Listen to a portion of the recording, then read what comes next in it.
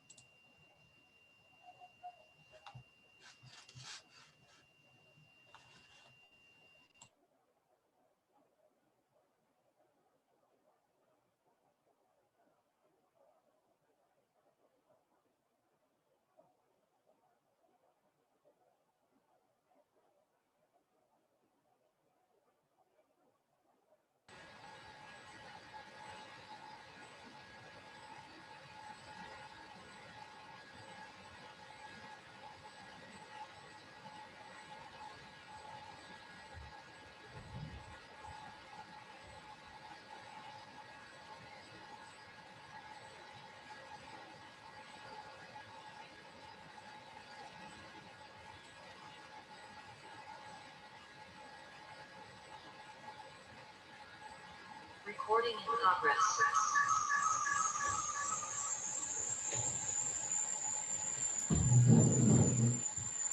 Christian?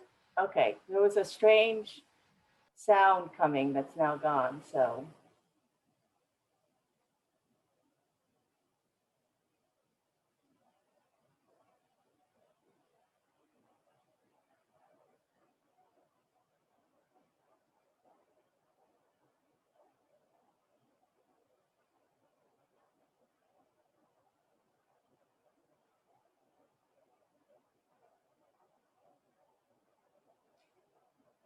Okay, I'm very well aware we sort of have a schedule, so I'm going to go ahead and get started. I'm Serena Chen, the current chair of psychology, and just a few housekeeping notes. Today, one, that this session's being recorded, number one. Number two, if you haven't already muted yourself, it would be great if you could do so until the question and answer period if you have a question.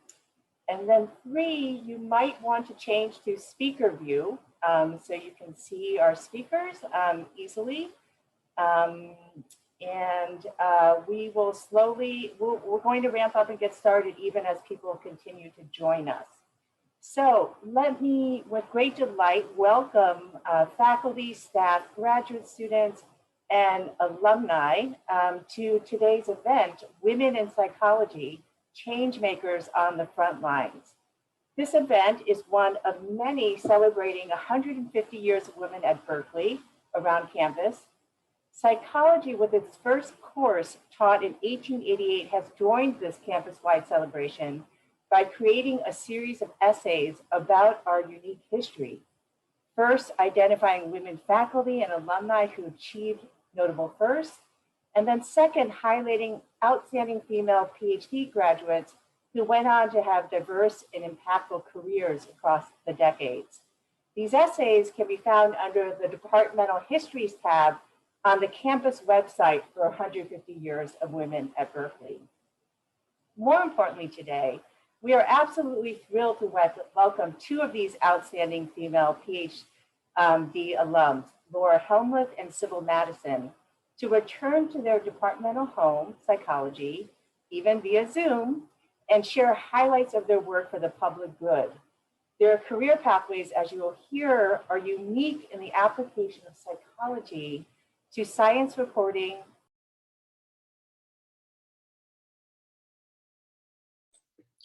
You got muted, Serena. I got muted. Is that a sign of something? No, I'm just kidding. Okay. Many thanks are in order for this event. First, we want to thank Christian Gordon and Hagit Kaspi from the Development Office in Letters and Science for their help in advertising this event and for their technical support. In psychology, we thank former Chair Anne Kring for her support of this project, Morteza Faraji for his technical support for the web design of the essays and for this session, and the team of Rona Weinstein, Azam Ayduk, and Sherry Johnson, who have been excavating our departmental history with a focus on its women and really the driving force behind this event. A little bit about the format for today's session. Each speaker is going to present for 20 minutes. Then we'll allow time for questions, drawing from questions that some of you have already submitted with the registration form and other questions that you might submit via the chat function. If you do the latter, it'd be great to indicate to whom your question is addressed in the chat. We want to also welcome and thank Jen Perlstein, a doctoral candidate in our clinical science area with an investment in science communication, as well as Ari Eason, an assistant professor in our department, whose work focuses on diversity science. They're going to be introducing our speakers and moderating today's discussion. We're going to close today's session with brief comments by our speakers' former mentors, Professors Rich Ivory and Rona Weinstein. I'm now going to turn things over to Jen to introduce Laura Hellmuth and Ari to introduce Sybil Madison. Thanks so much, Serena. It is my distinct pleasure today to introduce Dr. Laura Hellmuth. Dr. Helmuth has dedicated her career to bringing rigor to science communication. She completed her Bachelor's of Science in 1991 in Biology and Psychology from Eckerd College. She then completed her doctoral studies here at UC Berkeley, supervised by Dr. Rich Ivory, focused specifically on the neuroscience of Parkinson's disease. During her graduate school training, she realized that she is passionate about communicating science and about investigating some of the big questions that face science. And as a result, she decided to enroll in a science communication certificate program at UC Santa Cruz after finishing her PhD. Dr. Helmuth began her career as a science communicator by writing as a staff reporter and as an editor for Science magazine. She has since been the editor of the Smithsonian Magazine, of Slate, the online magazine, National Geographic, and has been the health, science, and engineering editor for the Washington Post. In 2020, Dr. Helmuth became the editor-in-chief of Scientific American, which is one of the longest standing magazines in publication. Dr. Helmuth has been described by the Washington Post as being one of the most well-respected science journalists in the country. Dr. Helmuth has dedicated herself to communicating about science and to trying to reduce misinformation in science. And her work on this front has been widely applauded and recognized. She serves as a member of a Committee for Advancing Science Communication with the National Academies of Sciences, and she has spoken to prestigious institutions around the country to help teach journalists how to combat misinformation. Dr. Helmuth is the president of the National Association of Science Writers and is a board member for the Society of Science and the Public, as well as the American Association for the Advancement of Science's SciLine program, which helps connect scientists and journalists. Dr. Helmuth has generated incredibly imaginative work across her different areas and roles. Specifically, while she was at Slate, she had a series that focused on 2 lives, Why Are You Not Dead Yet?, which investigated why and how it is that the human lifespan has nearly doubled, with popular answers including innovations in antibiotics and in childbirth practices. While she was at the Washington Post, Dr. Helmuth oversaw a video series that focused specifically on vaccine hesitancy. And she also helped create a mystery format to help engage readers in in-depth medical coverage. In 2020, Dr. Helmuth created a tip sheet to help inform journalists how to communicate effectively about the coronavirus vaccine, again, attempting to combat misinformation. Dr. Helmuth also provides commentary on scientific news through her highly popular Twitter account, and I encourage you all to follow her at Laura Hellmuth. Welcome back to the department, Dr. Helmuth. We are thrilled to have you, and I will hand it over to Ari to introduce Dr. Sybil Madison. Thank you so much, Jen. So I have the honor of introducing Dr. Sybil Madison today, one of our esteemed alumni, whose work has really focused on reducing the opportunity gap for ethnic minority and under-resourced youth. With an undergraduate degree with honors from the University of North Carolina, Chapel Hill, Sybil Madison obtained her PhD in clinical and community psychology here at UC Berkeley in 1998 under the direction of Rona S. Weinstein. For her research on the impact of school closings following Brown v. Board of Education, Sybil Madison won 2 American Psychological Association dissertation awards, one from the Committee on Minority Affairs and the other from the Division of Community Psychology. She completed a predoctoral internship at the Institute for Juvenile Research at the University of Illinois, Chicago, and most recently completed the Civic Leadership Academy at the Harris School of Public Policy at the University of Chicago. Madison has forged more than a 20-year career as an evidence-based systems change leader across many domains, really focused on enabling institutions to achieve positive outcomes for under-resourced youth and families in the urban schools and communities of Chicago, the nation's 3rd largest city. Her roles have been varied and her work has been based in a number of Chicago's university settings, including the University of Illinois, Chicago, the University of Chicago, DePaul University, and Northwestern University. In addition to serving as a research professor and teaching interns, as well as master's students, Madison has evaluated HIV risk and prevention programs. She's trained teachers and administrators in school-based programs for healthy development promotion, equity, and excellence, and was a founding co-director for an innovative 6th through 12th grade charter school. As the director of this school, the Center for Excellence in Computer Science, a unique collaboration between Chicago Public Schools, Apple, and Northwestern, Madison increased the availability of computer science education to students across Chicago. She also, in addition to this work, has served as a member of the Chicago Police Accountability Task Force from 2015 to 2016, which in its report and hearings documented evidence of racism and systemic failures in the city's police force. And since all of this important work, Madison has served as the first deputy mayor of Chicago for Education and Human Services. This is a new position that will help ensure that the needs of less resourced children, youth, families, and residents will be met in a more integrative and effective ways, working collaboratively across city departments and institutions. For example, the My Shy, My Future initiative addresses the city's opportunity gap through the collective commitment of a coalition of city departments and community-based organizations to connect children and youth to positive learning opportunities. Sybil Madison is doing the work of her dreams, and I am so excited to get to hear about it today. Thank you so much.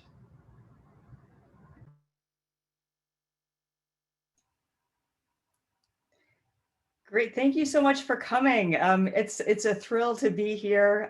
Delighted to see so many of you. Thanks to especially all the alumni alumni, the emeritus professors. It's great to see you all. And it's an honor to be here. I'm going to try and share my screen.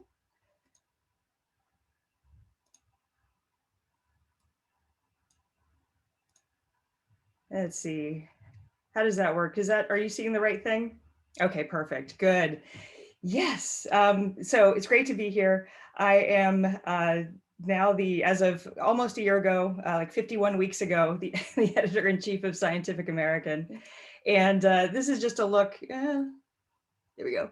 This is just a look at the homepage of Scientific American for people who haven't seen it. It's a publication we've been around for 176 years.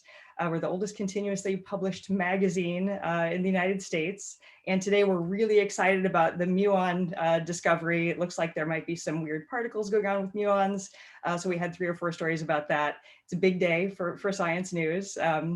But you know, we've been around for about 175 years. We run articles written by journalists about whatever's happening in science news, and we run a lot of articles also written by experts writing about their own fields, their own research. And if you'd ever be interested in writing for Scientific American, please hit me up. I'll provide all my contact information. The first time I heard about Scientific American was when I was having an office visit with Irv Rock, who was in the psych department back in the 90s. And he had a whole shelf full of Scientific Americans. And I said, oh, what's that? And he had published before. He had an article about Gestalt psychology, must have been in the 50s or 60s. So that's how I got introduced to Scientific American. So I've worked at a lot of different publications. I've been a reporter, I've been an editor, a manager, a top editor, now an editor-in-chief. And at every stage and in all kinds of ways that I could not have predicted at the time, my experience at Berkeley and the Berkeley Psych Department really prepared me for so many things in this career. So the obvious one is, having gotten a PhD at Berkeley, I was ready to report on psychology for the audience at Science Magazine about just what was happening in new research. Then it also prepared me to learn about other fields. I mean, obviously psych is about everything from ion channels to societies, evolution, motivation, all kinds of important, basically everything exciting and important has some psychology angle to it. So as I covered various fields of research, just being trained in psychology prepares you to really write about anything. And especially this year, it's very much been valuable to understand from the beginning that this pandemic, the COVID pandemic, obviously the virus and the characteristics of the virus have determined some extent of how the pandemic played out, but even more so, behavior and beliefs are as important for public health as any virus. And understanding those and using those to guide our work over the course of the pandemic has really been useful. And really every story, including the muon story, is a social science story. There's a human element to it that makes, shapes the science, even when you're talking about particle physics. And then journalists are experimenters, particularly editors and people who are involved with headlines. Basically, we run experiments on our audience all day long. The data we collect are how many people click on a certain headline. Did they share it with their friends? Did they read all the way through? So we're constantly gathering and analyzing data about people's behavior in response to experimental manipulations, which is, this headline or that headline, this story or that story. So basically it's applied psychology. And then as a manager, a lot of the things I've learned about psychology are very useful for kind of understanding the importance of helping people have a sense of fairness, understanding motivations and social interactions. And then it helped prepare me and for the most important thing I think I can do as a journalist, especially in a position of some influence, is to work for social justice. It's a privilege to have a platform, and it's important to use your privilege to improve the world. And so we're trying to do that at Scientific American. And so I'm going to run through, these are just screenshots of various stories that we've published, mostly in the past year, to kind of show what it is we do at Scientific American and what the year's been like, which has been bananas. So this is an article from January 2020. So, at the beginning of the pandemic, before Tony Fauci was a household name, we just called him an infectious disease expert. And of course, today, for headline testing and for search optimization, we would call him Tony Fauci. So from the beginning, we knew we need to talk to Tony if there's a new potential pandemic. But it quickly became clear that, yes, the virus is important, and we're covering, the new discoveries in immunology, new discoveries about how the virus transmits. But it's all happening over a background of, sometimes a foreground of politics. So we had a profile of Xi Zhengli, who is the scientist in Wuhan who identified the coronavirus, and is one of the reasons that we have vaccines now, because she worked so hard so fast. But she's turned into like this caricature of xenophobic caricature of somebody who created the virus and released it from a lab, and that's become a really dangerous talking point. And is one of the many bits of xenophobia that's made the pandemic worse than it had to be. And so from the beginning, we had a profile of her. We're the only ones who did. In this profile, we humanize her, show how important her work is, and show why there's almost no chance that the virus escaped from her lab. The virus came from a bat through a pangolin. It's really clear, and it's just there's nothing but racism to say it was a lab leak or a lab intentional release. And then, of course, we're covering a lot of the psychological toll, the mental health toll of the pandemic, the isolation, the fear. I mean, it's been a scary year. And so we've had a series of stories about what we're learning about resilience, about anxiety and depression, what's working, and how can people also help one another. And, one of the kind of the biggest things to become clear from this pandemic is, for people who maybe hadn't noticed as much before, is that systemic racism is literally deadly.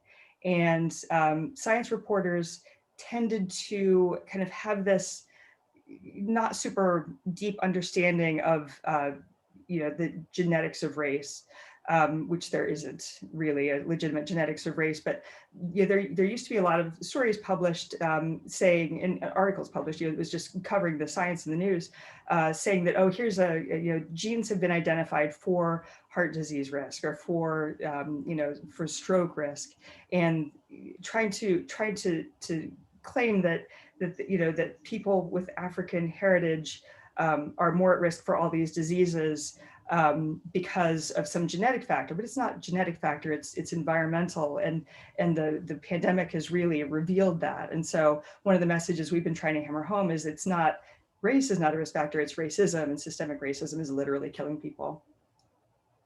And the behavior, there are a lot of people who are refusing to wear masks because they're being misled. They're buying into conspiracy theories about the pandemic, and it's become a political point. But part of it is like literally toxic masculinity. Here's a picture of Mike Pence not wearing a mask when everybody else is, and Trump also, at the early stages and throughout their administration, really made it seem like an unmanly thing to wear a mask, like you were a chicken if you wore a mask.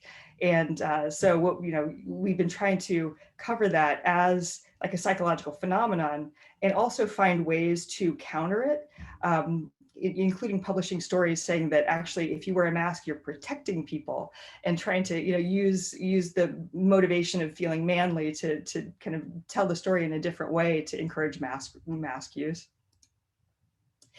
And as I said, throughout the pandemic, the really horrible politicization and the failure to share legitimate evidence-based information, and instead to share xenophobia and conspiracy theories has, there are hundreds of thousands of people who have died of the COVID pandemic, who probably wouldn't have if we'd had really clear leadership from the beginning. So we've been trying to expose that and trying to counteract that by providing good information when the CDC was muzzled, when Trump was sharing like literal disinformation, misinformation. We've been, as science journalists, trying to provide life-saving information that's clear and accessible and evidence-based. So partly because of the pandemic, but not entirely because of the pandemic, we made our first presidential endorsement in 175 years, and we had to think about it. I mean, this was a serious decision. A lot of newspapers do issue endorsements, and Scientific American had gotten involved in lots of political causes before. So we were very much against the Star Wars missile defense system, against the hydrogen bomb, against against a lot of against or for various political things, against the war in Vietnam.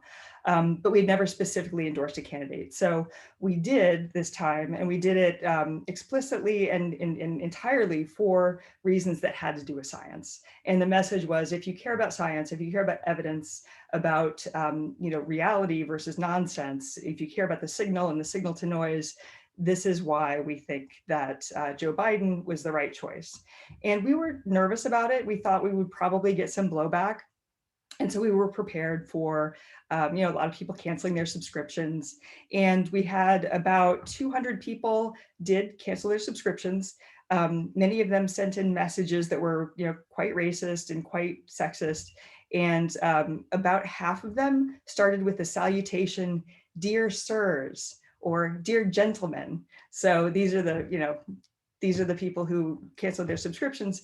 But we had about 3,000 people subscribe who were new subscribers. So it ended up, we didn't do it for a business reason. We did it, despite the worry that it could, harm us business-wise and could actually cost something. But we felt like we had to stand up and say, if you care about science, this is the choice we think you should make.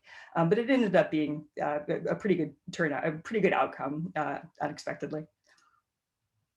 So we've been covering social science a lot more since I started, and particularly the Black Lives Matter, the movement for social justice. And so we had our first cover story in March that was about the first cover story that was exclusively about social science. We've had some other cover stories that had a social science element, but this was written by sociologist Alden Morris, who's a scholar of the civil rights movement, and he was writing about how the civil rights movement succeeded and what are the lessons there for the Black Lives Matter movement, how what transfers, what are the principles of social justice protest movements, how do they work? And we got a few more cancellations, but overall, the story was great. And we've heard from a lot of sociologists that they're using this article as teaching material in their intro to sociology classes. So that was really satisfying.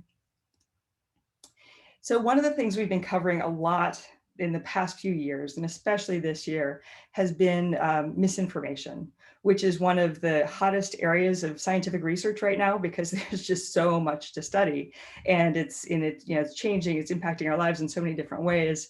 And so this is just an example of an article I published at the Post. It's a battle. We are all, I think everybody here has a mission to increase the knowledge in the world and the ratio of knowledge to improve the ratio of knowledge to nonsense and misinformation. And it's hard. It is a battle because people who spread fake news are really good at it. And it's very, conspiracy theories for all these psychological reasons are very alluring. People want to read them, they want to feel in the know, they want to share them with their friends. So it's a battle, and it's an arms race too. So as the misinformation gets worse, we have to do more debunking and try even harder to be basically more attention grabbing, more interesting than the misinformation. And that's a hard job. And that's basically the main challenge to real legitimate science journalism and other kinds of journalism too, is to make people more interested in the truth than they are in lies. So this is just an example. We had a package of several misinformation articles that was in Scientific American. And this, like most of our packages, we have a mix of experts writing about their own research on misinformation, and then journalists writing about taking a different look and looking at a field and interviewing lots of experts and writing about basically what's the latest thing we know about misinformation.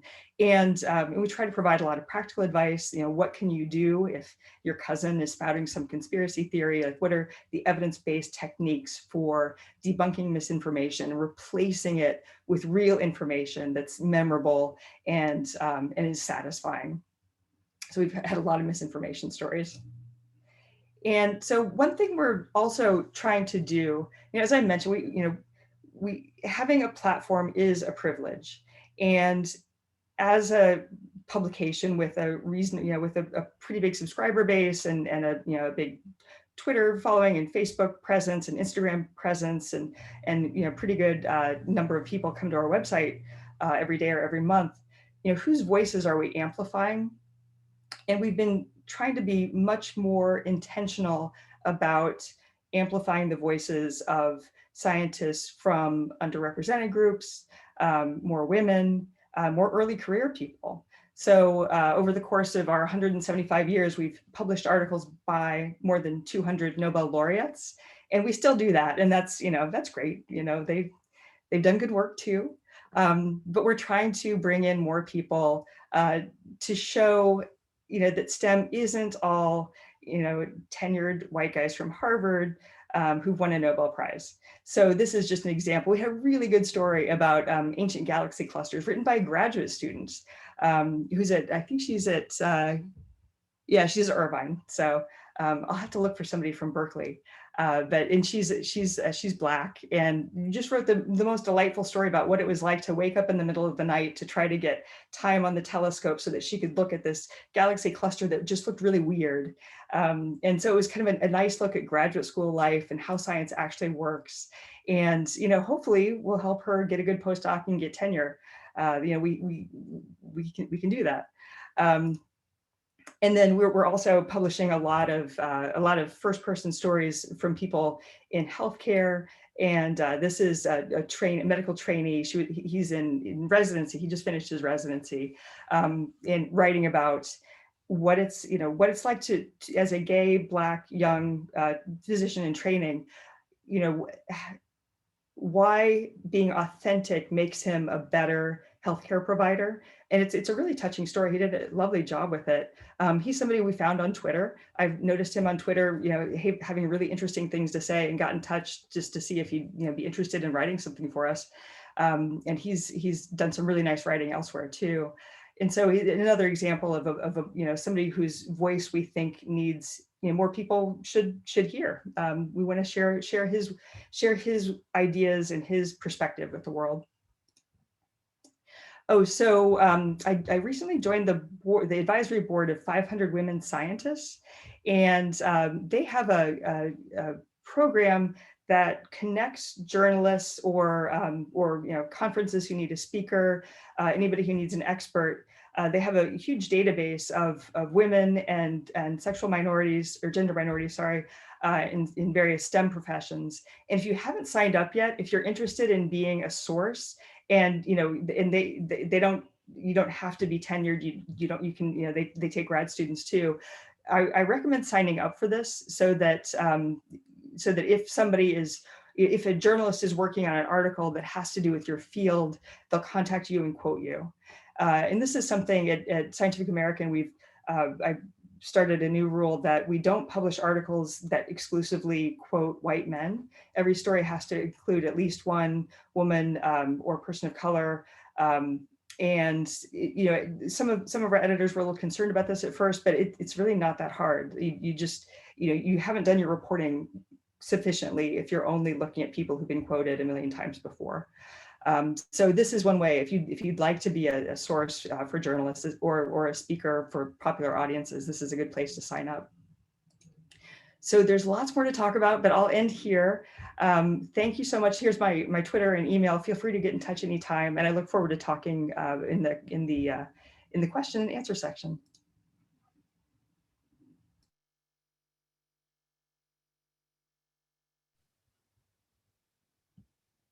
That was wonderful, Laura. Let me share my screen.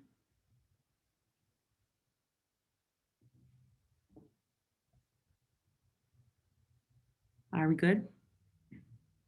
Okay, awesome. Really happy to be here. I just want to start by saying thank you. It's really an honor to be asked to come back and speak and share a little bit of my story and how Berkeley has been a part of my story. And it's great to be back, given that when I had to give my master's talk at Berkeley at the colloquium, I think I disassociated because I was so nervous. So just really glad to be back and speaking with you and being fully present today. I'll tell you a little bit about what I do, but before I do that, I want to say a little bit about who I am. I'm the mom of two wonderful children, my son Jeremiah, who's a freshman in college, and my daughter Samar, who's a sophomore in high school. I'm the big sister of my little brother Roger, and a sister to his wife Joan, and I'm the daughter of Roger and Joyce Madison, who are two people who grew up in the Jim Crow South during the Civil Rights era. And I have to give a big thank you to Rona because she encouraged me to focus my dissertation on my parents' story. They were in a county, Prince Edward County, Virginia, that closed its public schools for 5 years in defiance of the Brown v. Board determination that separate was not equal. And Rona gave me the courage to dig into my own history to understand what resilience looked like in that context. So I do want to say thank you to my parents, but thank you also to Rona. And it's a pleasure to be here today talking about the impact of Berkeley and Rona's guidance really and mentorship on my career. I'm the Deputy Mayor for Education and Human Services for the City of Chicago. I'm really proud to be working for the first Black female and openly gay mayor for the City of Chicago. As was mentioned by Ari, this is a new position intentionally designed to bring together the departments and sister agencies here in the city that play a big role from birth through life in the health and well-being and prosperity of Chicagoans. You can see the list here. I work very closely with our public school system, Chicago Public Schools, but we also work with all the other schools in our city, City Colleges of Chicago, Department of Family Support Services, the Department of Public Health, the Mayor's Office for People with Disabilities, our workforce outfit, which is the Chicago Cook Workforce Partnership, our parks, and our libraries. And one interesting thing when Laura was presenting, when I started working in July of 2019, and as I was still trying to figure out what my job was and how to do it, I was invited by our public health department to come to a tabletop exercise. And I was asked if I could use my title to make sure that all of our departments came to that tabletop exercise. And I was overwhelmed, drinking from a fire hose, as they say. And I was like, I can't spend a whole day on this. I've got too many emails to answer and too many meetings. That tabletop exercise was a simulation of what the city would do and how it would organize itself if a very contagious virus found its way into our midst. And I think that was probably around August of 2019. And I still remember the day in January of 2020 when our public health commissioner was briefing us and mentioned that we had somebody who had traveled into the city and had coronavirus. So just interesting intersections there in terms of this journey with this pandemic. But in my role, I work with all of these departments and sister agencies, really trying to maximize the resources that we have to bring to bear to the health and well-being and prosperity of Chicagoans. I work with them operationally, so making sure the lights are on and everything is working, working at a policy level and thinking about the policies that we need to create or change to have a better impact. And most importantly, spending a lot of my time thinking about collective impact and what these departments can do together that they really cannot do alone. And of course, at the same time, dealing with the big issues of the day. So right now, very knee-deep in thinking about how we can equitably distribute the vaccine to the folks who are here and living in Chicago, and in particular to those who've been hardest hit by the pandemic.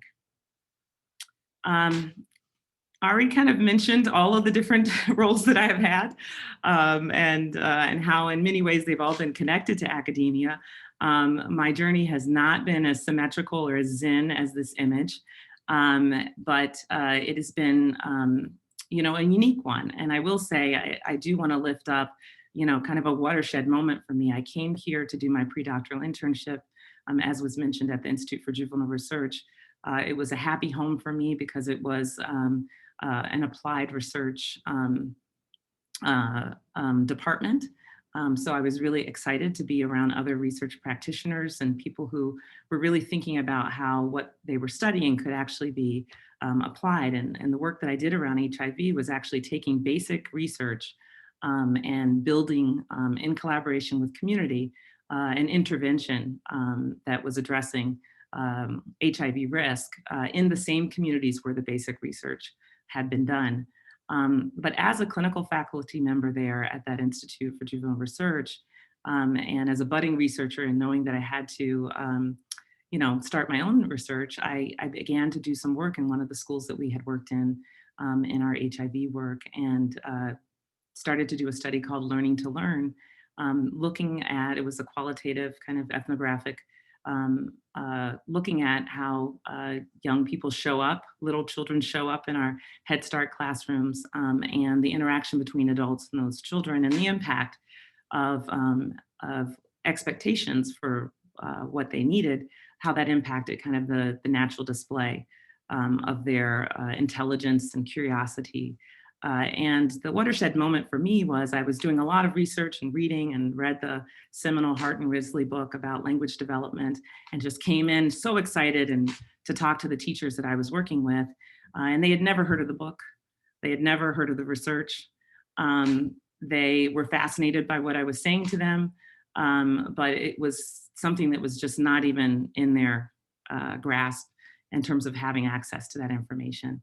Around the same time, I went and competed for a job at NYU, and was not offered the position, but was struck by having to work really hard to continue to publish for the next 7 or 8 years before feeling like I could kind of do my own thing, and thinking about years and years and years of producing things that maybe teachers like those teachers wouldn't access. So that kind of led me down this path of doing applied work and thinking of myself as someone who could translate all of this wonderful research into action on the ground in ways that people could touch and feel and experience and be impacted by. And so that has led me into a number of spaces and a number of different roles, all of which I feel very fortunate for. And I continued to teach during that time as well, which was really important to me in terms of being able to, as Verona has been such a good mentor to me, still being able to influence others through that teaching. Because one of the things that I think I felt responsibility for was as a Black psychologist, really being in the academic space, and so giving that up was hard for me. But I found a way to still play a role by being an adjunct faculty member over a number of years. As I think back to my Berkeley training, a couple of things come to mind. I was so delighted to discover community psychology through my fortunate placement in Rona's lab. I had never heard of community psychology before I came to Berkeley, and it just reinforced a deep belief and a deep value I have in human potential and the resilience of the human spirit. And the desire that we all have to determine our lives. So being able to be immersed in a field that was situated in those values and those beliefs has been really integral to all the work that I've done. Also integral has been the focus on systems thinking and system transformation. So at Berkeley, I was able to not only read about these things, but actually do these things in classrooms, in schools, in Berkeley, in Oakland, in San Francisco, all during my training, and really has helped me think about not just the parts, but the whole, and how those parts interact with each other, and what is needed to actually make paradigmatic shifts in systems, not just from an abstract or conceptual point of view, but from through practice and through work. And then finally, the research practitioner training has been immensely valuable in so many ways, and especially as I think about the work that we've done here in the city around the pandemic, and being someone who's a trained researcher and looking at data and asking questions of those data in ways that help push, all of our thinking and actually inform our planning. The ability to bring that lens to the work that I do now in the mayor's office has been extremely, extremely valuable. And I heard Laura also mention kind of the clinical aspect of that in terms of leading work and leading change, and being able to not only lead my own team, but really to support and help lead people who are heading school systems, like our CEO of Chicago Public Schools and the Park District. So there's an organizational development piece to this, a very much clinical psychology piece to this that has to do with change management and coaching and leadership development that has been really, really key, not only in this role, but in other roles that I've had where I was leading work, either in an academic setting or in fact, when I was helping to open a new school.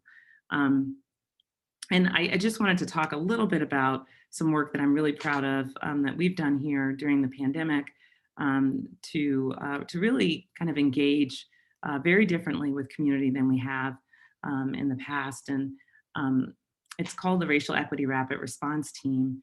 And we just celebrated a year of this work yesterday. I wanted to talk briefly about it today. I'm trying to keep track of my time. You know, here in Chicago, maybe a month into the pandemic, we looked at our data, and Black Chicagoans made up 75% of the deaths due to COVID. And our mayor was absolutely devastated and shocked. And as Laura mentioned, it's not about race, it's about racism, it's about structural inequalities and all the social determinants of health and well-being. And she immediately told myself and our chief equity officer that we needed to do something about this, that trend was not one that we could accept or just watch. So we put together a team and we called it the Racial Equity Rapid Response Team. And I think where my training comes into play here is that we set a table and we brought the leaders of the communities that were experiencing these deaths, and then later communities that were experiencing persistently high case rates. We brought them to the table. We were at that table. We brought in providers, so our big hospitals and some of our federally qualified health centers. And we brought in our public health department and our EPIs to help us put data at the center of that table. And together, looking at those data, we talked about what the solutions need to be for what we were experiencing in these communities. And the city's commitment was to direct resources to those collaboratively developed solutions. And one thing that I'll just lift up in this work is that, you know, as we sat down around the table, these were the buckets that we started to look at really closely based on advice and counsel from community leaders. Outreach and education, because the messages needed to be tailored to what was happening in these communities. Prevention, getting, you know, PPE and other preventive materials to communities because they did not have some basic things that people needed to protect themselves. Connection to care, so realizing that a lot of what we were seeing were based on just healthcare inequities and people's lack of connection to care. But the one thing that I think probably, I won't say blew our minds, but you know, when we brought them to the table and we said, we got to talk about COVID, they said, we got to talk about food insecurity. We've got to talk about rental assistance. So basic needs became a huge bucket in terms of our response to COVID, because people were saying, people who cannot eat and cannot feed their families are not going to pay attention to this virus. So I just wanted to lift up that work because I think it is a quintessential example of how my training has prepared me for this role and how in this role, I think the city is working differently in and with community. I wanted to say a couple of things about my experience as a student at Berkeley. I came to Berkeley as a Black woman with a working class and middle class background. You know, a couple of things that I really struggled with, and Rona really provided me counsel around this. One, stereotype threat. Really being worried about being seen as the affirmative action admission. I was one of 5 in my cohort. And that created great challenges for me. And I remember Rona after the first year saying, we don't know you, you're not talking, you're not speaking up so much in class. I think I was scared to death that someone would think that I didn't deserve to be here. So that's something I struggled with for quite a bit. Representation was another challenge in terms of just whose voices, whose work, as Laura mentioned. You know, I remember being in a class and people starting to talk about parents who lived in public housing and discipline, and being the one Black person in the room and feeling like, you know, there weren't enough voices represented in the research that we were reading that prompted the discussion, as well as in the room, as well as on the faculty. And then identity. I had to work a lot to really develop an integrated identity, who I wanted, who I was in the department, to be the same person I was when I went home for Thanksgiving, and the same person I was when I was with the graduate students of African descent, talking about what we were experiencing as graduate students on campus. So being able to integrate that identity was really important to me, and was a journey that I took at Berkeley. And again, Rona pushed me to actually submit a symposium about that at an academic conference. So it was really wonderful that my experiences were being acknowledged and supported along the way. Now in City Hall, as a Black middle class woman, representation is still important. And one of the things that is, I can tell that people instantly feel some level of comfort that there is a Black person in this role. And that doesn't mean that they're not going to hold me accountable, but representation has meant a lot for this city, having a Black female mayor and having a Black female deputy mayor. My lived experience is so valuable in this role. My experience as a mother to a Black son, my experience working as a clinician in a community-based clinic when I was in graduate school, but also when I came here and was at UIC. I bring all of that lived experience to the table and encourage my team to do the same. And we very much have a team on my team that's not just policy wonks, but also people with very real lived and practical experience. And then acknowledgement is so important. Being able to acknowledge the history of harms is a first step to then addressing those harms and undoing those harms and dismantling what's in the system that perpetuates those harms. I wanted to end with a couple of quotes that I carry with me from my time at Berkeley. My first year, I remember with the Cowans, it's not either or, it's both and. This was back in 1989, I think before anybody else was talking about this. But I remember hearing that and really holding on to that. And of course, a lot of people say it now, but that was one of those things that kind of blew my mind as an early graduate student. Enrico Jones, it's all about relationships. He was one of my, never was, I didn't work in his lab or anything, but he was my supervisor in one of my clinical practica. And it is all about relationships from a systems thinking perspective, the relationships again, between the components in the system, but then also from a systems transformation perspective, the relationships between and among the people who have to make those changes. And then, of course, I'm going to end with Rona. When I got this job, I talked to her about it. I was really excited about it and also scared. And she said, well, Sybil, remember, you create a vision and then you work toward it bit by bit. And I think about that a lot as I'm doing the work, holding to that vision that I have for the good people in this city. I'll end with thank you. Didn't expect to tear up, but I am just tremendously grateful for what Berkeley has taught me and what it has given me, and I carry it with me in my work every day.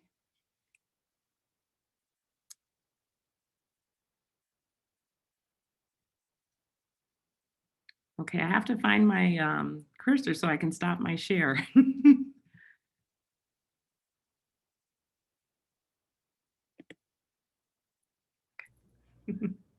Well, thank you both so much for sharing a piece of your lives and your career paths and how Berkeley has shaped the paths that you two are on. It really is so inspirational.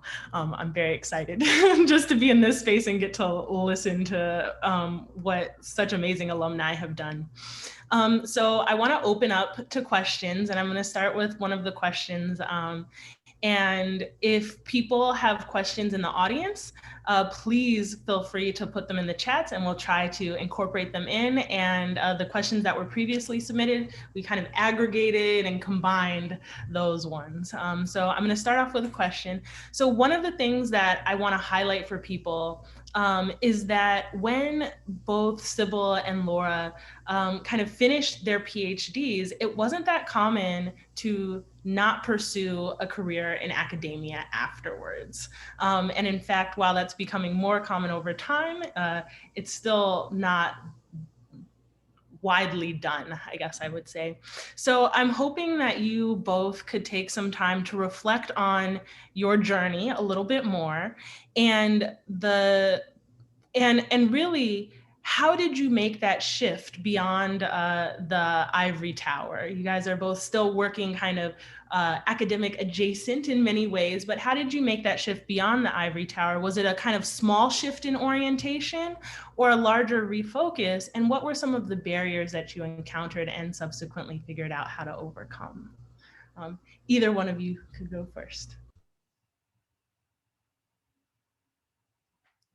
I think I'm unmuted and Sybil is, is muted, so I'll go first. Yeah, thank you for the question. I think when I was a second or third year grad student, it suddenly hit me that, wow, it's going to be kind of hard to get a job. Where do you go if you don't get a job? And I asked Irv Zucker, and I think he's here, and he said, let's go get ice cream. And so we walked across campus to the other side of campus and got an ice cream and talked about how, academia is a great life, but there are other things to do as well. And it was very comforting to know that there isn't just one path forward. And Rich Ivory was fantastic. He was an excellent mentor in helping me do my research, but also in figuring out, how to develop as a person and how to learn things about the world, how to think about what your place is, what your point is in the world. And I know I talked to a lot of grad students and postdocs who are thinking about switching careers, going to journalism, and some of them are terrified to tell their advisor because their advisor has invested in them and has brought them along, and they're major collaborators. But Rich was great and very supportive throughout, and helped make some introductions. He knew a lot more than I did about media, and explained that science has a news department, which I didn't even know before. So I have to say, and I think that's a Berkeley thing too. I don't think at Stanford they're that nice about it when a graduate student is interested in other things. I feel like that's a very Berkeley thing, to actually care about the person in a non-selfish way. Yeah, I mean, I mentioned it a little bit in my remarks. I think one of the biggest things was I didn't want to disappoint Rona. And that piece of, knowing how much had been invested in me. I think the other big piece for me really was, the representation, and knowing that there weren't as many Black women in academic psychology as there needed to be. And so it was really hard for me to think about doing something different. But, I will say that trip to NYU, although I think I did fine, and, I think I didn't shame anybody at Berkeley with my performance when I was competing for the job. I just had that feeling that this wasn't exactly the right fit. Actually, one of the students that I had supervised when she was doing her pre-doctoral internship when I was on the training faculty told me about this job at University of Chicago's I think it was called then the Center for Urban School Improvement, that was called Social Services Coordinator. And the description of the job was to work to develop teams that were going to look at the barriers to learning for students in a network of schools on the south and west sides of Chicago. And they needed someone who was going to come in and work very closely with principals and assistant principals and teachers to put these teams together, using data to think about what the interventions needed to be. And it was based, at University of Chicago, where the Consortium for Chicago School Research is, with a very tight relationship between research and practice. And I was like, I think I'm going to leave my job as a clinical faculty professor and become a social services coordinator. It was just a leap, and I took it. It was, not completely outside of academia, and being adjacent has been really important to me. But I think that's where I found that kind of good fit as someone who could interpret and translate the research into action. I want to echo Ari in thanking you both so much for sharing a bit about your journey today. This has just been incredible and inspirational, and I'm thrilled to be a part of it. I want to ask another question to both of you, and this is in the spirit of celebrating women in psychology, what's really kind of bringing us here today. And I'm curious to hear about your perspectives as women and what you think is unique about what you bring to psychology, to science communication, to public service. What about your identity as a woman or the perspective that you bring is important to the various roles that you have served? And again, either of you can jump in.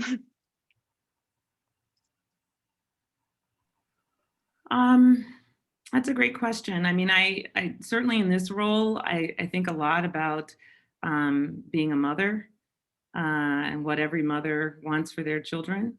I think a lot about being the parent of a school-aged child and what our school system should be for every child in the city. So that identity as a mother, I think since I've been a mother has been really impactful. You know, makes me think a lot about the years when I was a clinician and I was not a mother yet. And I feel a little sorry for some of the families that I worked with in terms of sympathy and empathy. I do think that that I'm a different kind of leader, in part because of my experience in the world as a woman, and my leadership style has been deeply collaborative, and hopefully, I think very empathic. So those are a couple of ways that I think my identity as a woman has played a role in my work. Yeah, for me as a journalist, female journalists get a lot of hassle. We get a lot of abuse online. Journalists of color, much more so, especially female journalists of color.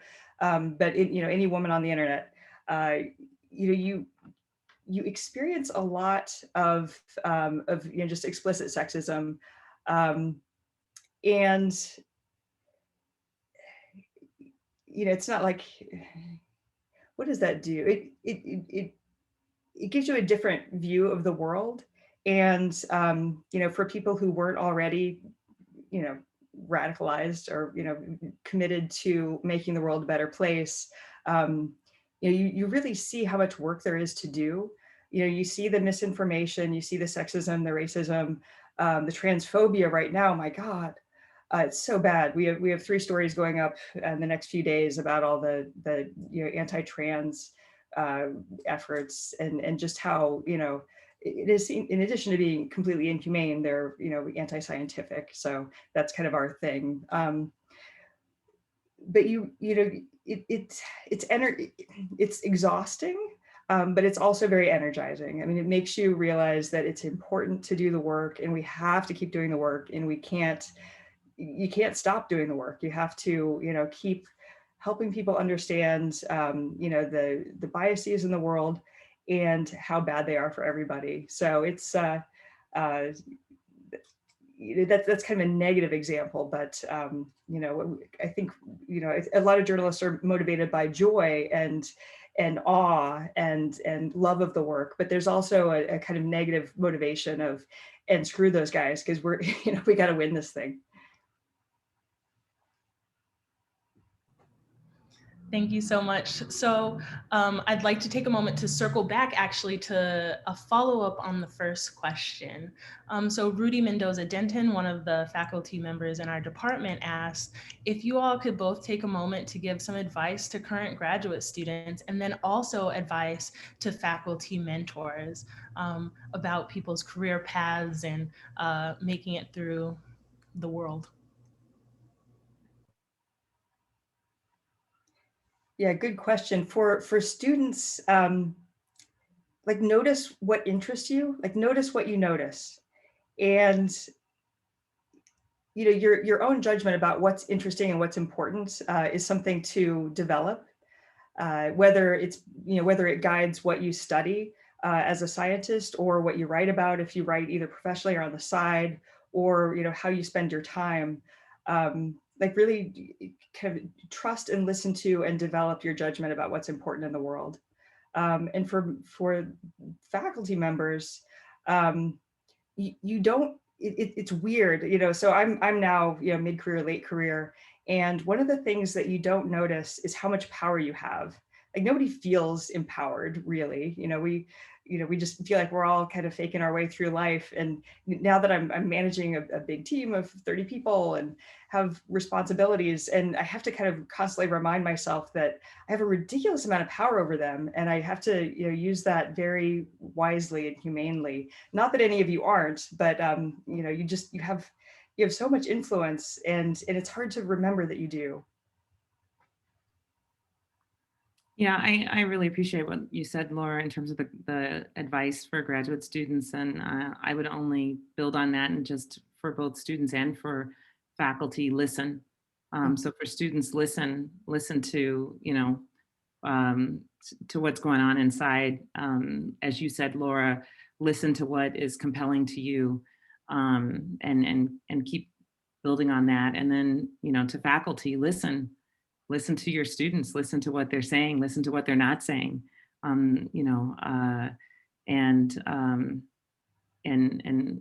think it's so important to, as a student, to know that their advisor sees them, hears them.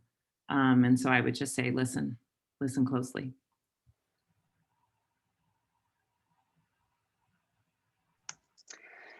Transitioning into asking some more specific questions for each speaker here, I wanted to kick us off with a question specifically for Dr. Helmuth.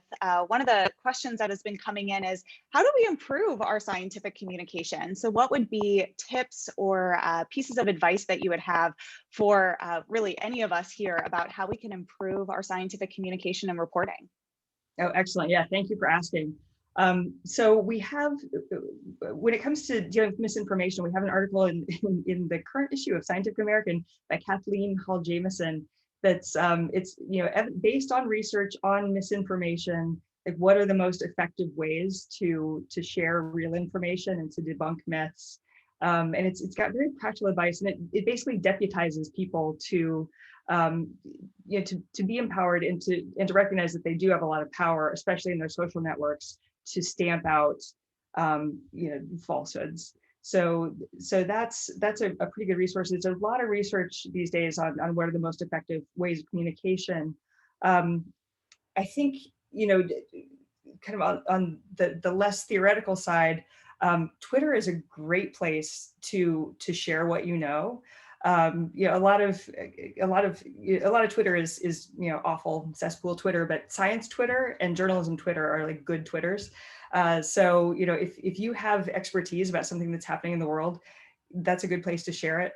But also, do consider, if you can make the time, especially if you're feeling passionate about something, do consider writing for Scientific American. I used to work at Slate. We published a lot of social scientists writing, how their research illuminates some issue in the news. And it's one of these things that, it's a skill. It gets better as you practice it. And sometimes the things that you're most passionate about, the ones that you just want to type it all out because it's just bubbling out of your head, like those are things that people want to read. So do try, I encourage people to try to communicate with in whatever medium, because it can be very satisfying and it's a real service. Thank you so much.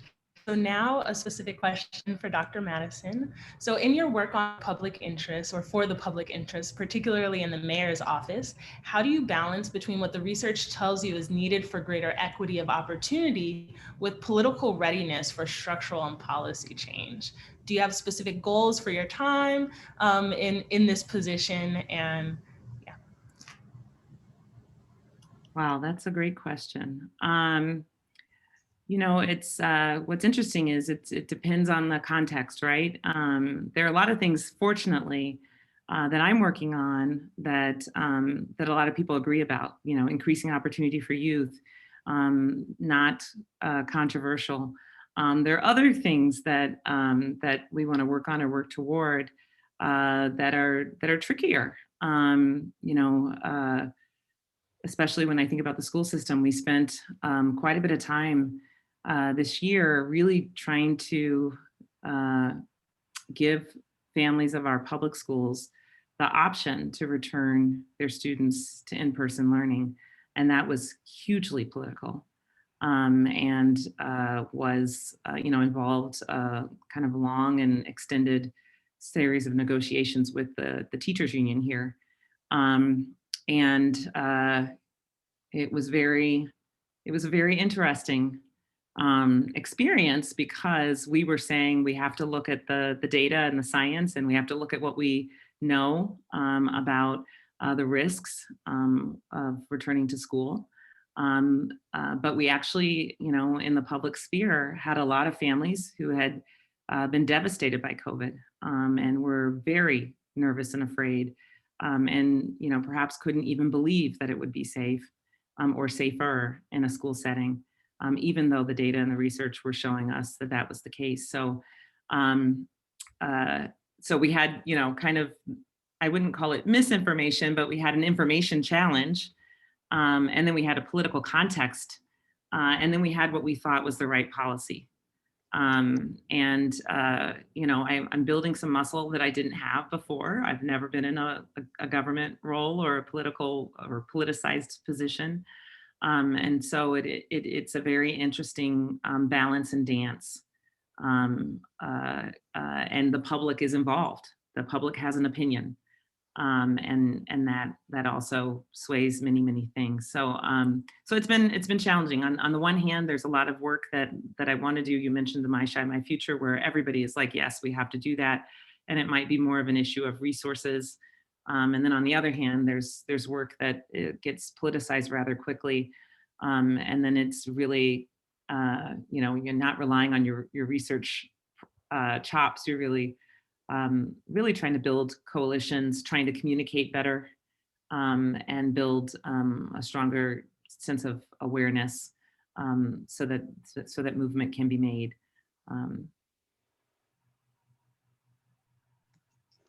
Thank you so much for that. And one of the pieces that you highlighted, I think helps bridge to a next question for Dr. Helmuth, which is specifically about how sometimes the data and the science isn't necessarily as compelling as some of the emotions or the misinformation. And I know there are some great resources out there, some of which you've already pointed us to, but I'm wondering, Dr. Helmuth, if you can speak a little bit to how we can make the science and the research a more compelling narrative, or something that does resonate more or has this potential to sway opinion, given how sometimes the more emotional or misinformation side of the story tends to be what is, I think, more alluring or appealing sometimes. Yeah, absolutely. It is a struggle. What we find is that first person pieces are very effective. So, one of the examples I showed was a first person piece by the early career doctor, talking about some of the homophobia and the racism that he's experienced. And like personal stories grab people in a way that, a dry study about the survey result on incidence of homophobia among medical trainees wouldn't. So if people have personal experiences, I mean, it's a risky thing. It's a generous thing, but it's a somewhat dangerous thing to talk about your own experiences, especially if you're minoritized in any way. But it's very effective. People love to read about people's lives. And so we find that works really well. And, you can use emotions for good, especially once you start noticing formulas in how magazine and newspaper stories work, you see the formulas all the time. So if there's a story about a new disease, it always features a 6-year-old who's super cute and, or a patient who has some compelling story to kind of humanize the story. And we also use the tricks of fiction. We use like medical mysteries. So if somebody's got some weird condition and the doctors can't figure it out, that story kind of plays out the way that a traditional mystery story does, where you start out with, with a crime, and then there's suspects, and then there's a conclusion at the end. So we try to do all of those, use all the techniques of fiction, the techniques, frankly, of conspiracy theories that just grab people's attention, but try to use them, use those powers for good instead of evil. Wonderful. Thank you so much for that. I think, one thing that's really important, I think, as we as scientists put out a lot of work is also thinking about how is it going to be received by the public? What are the messages in the packaging? And sometimes there's this huge disconnect between what we write in our scientific papers and what people out in the world are actually feeling, thinking, and doing with that information. So I have one last question for Dr. Madison, and totally continuing this theme. So where and how does psychology and its frame and research findings, how does that help you and also fail you as a systems change leader working for greater equity? Yeah, I can say it's helped me more than it's failed me. It kind of comes back to some of the things that Laura was saying in terms of communication and being able to communicate what we've learned and what we think we know, but communicate that effectively. And so there's quite a bit of storytelling that's involved in that as well, right? To help people kind of understand what's at the heart of what we know and why we know it and why it matters. So I would say, and I think this is what I've enjoyed about the work that I've done.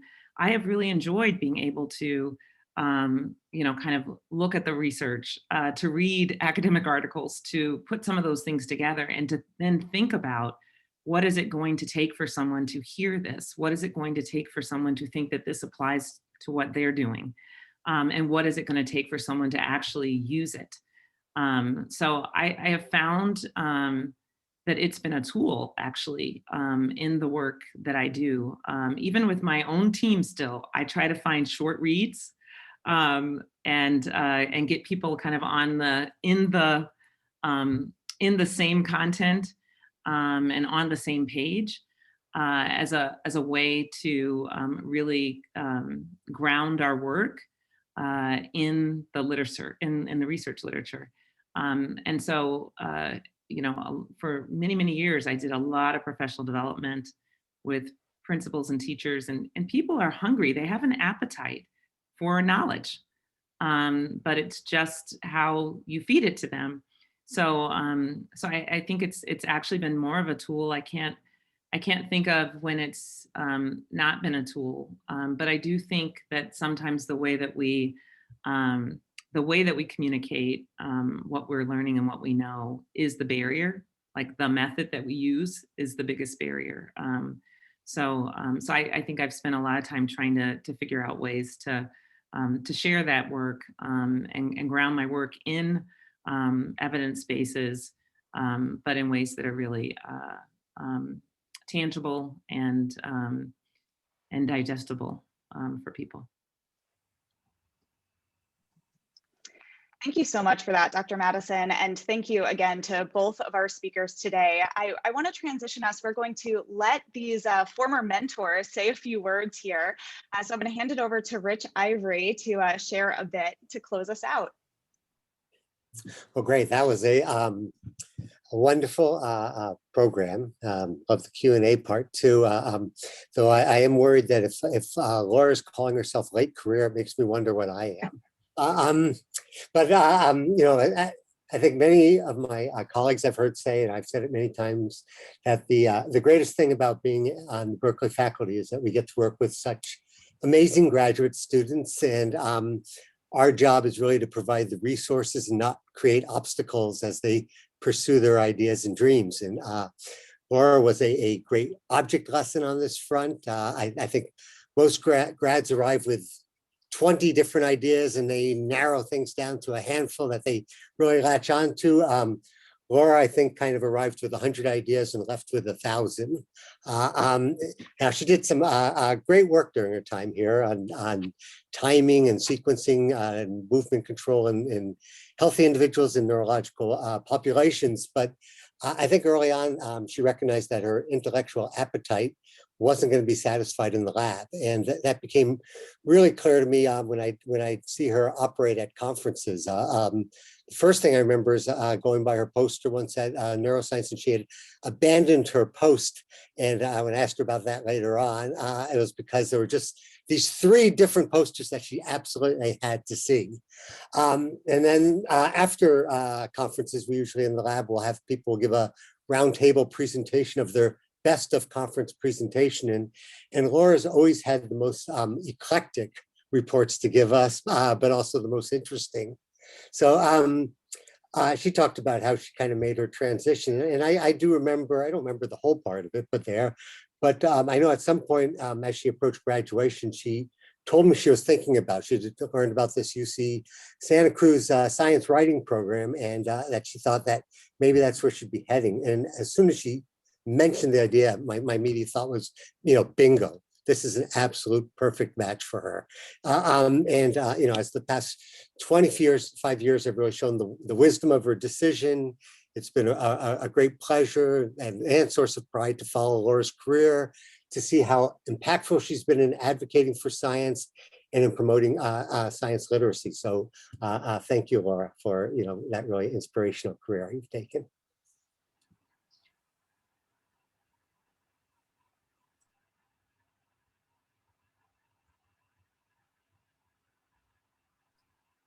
I'm unmuted.